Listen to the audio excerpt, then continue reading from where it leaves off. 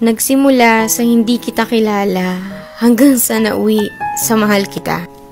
Parang kailan lang pa-scroll-scroll ka pa sa social media, lalo na pag boring ka. Yung tipong tamang like at shared post lang pinagkakalibangan mo.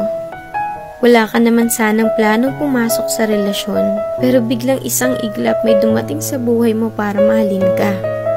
At sa hindi inaasahan, nahuhulog ka na rin sa kanya. Hanggang isang araw, yung akala mo magiging mag-isa, pero hindi pala, kasi may taong tatanggap sa'yo ng buo. Ang sarap nga naman magmahal pag mas mahal ka. Ang sarap makontento pag mas kontento sa'yo. Hahanap ka pa ba ng iba kung sobra-sobra na siya? Kaya nga sana wala na lang niloloko para wala na lang nasasaktan.